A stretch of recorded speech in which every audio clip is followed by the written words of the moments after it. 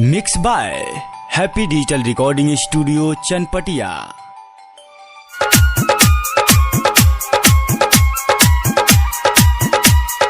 देख ली हो उठा के कफन मोरा जान हो,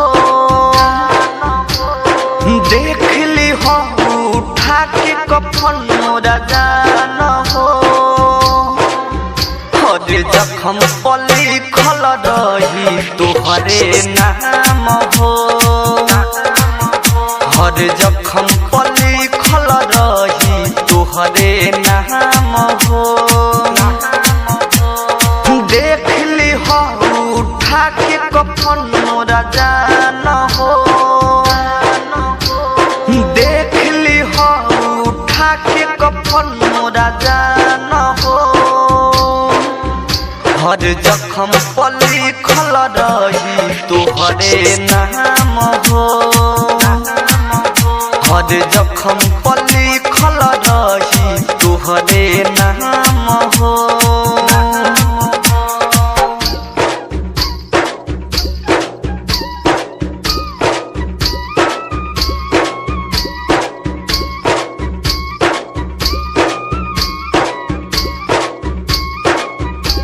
mix by DJ Kanchan Raj Muzaffarpur. जहिया तोहर काट के आई मारो खातिर बास हो, ओने तोहर डोली सजी एने हमार लाश हो। याद आई जब जब बतिया रहलू हमारा पास हो, रोई हो मत जब मौत के हमारा होई सास हो। तू जइबू ससुराले हम शमशान हो, तू जइबू ससुराले हम शमशान हो।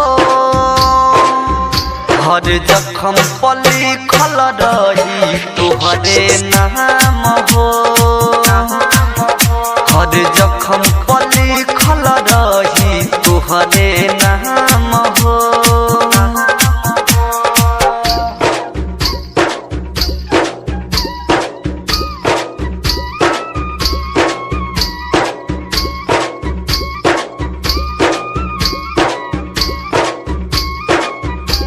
Mix by DJ Kanchan Raj Muzaffarpur.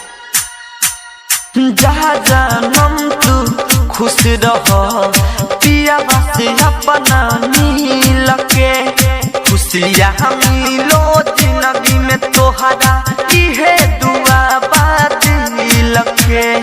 नाही समझलू राइटर जहेया तू सुरेश के फील के, घुट घुट जिंदगी जिए तनहा चल जइबू ढील के।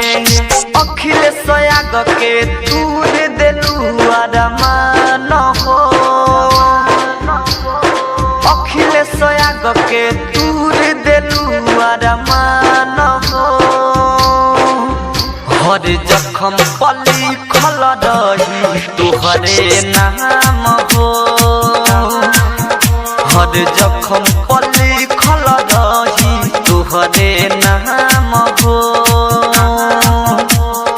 देख ली हो उठा के कफन मोरा जान हो,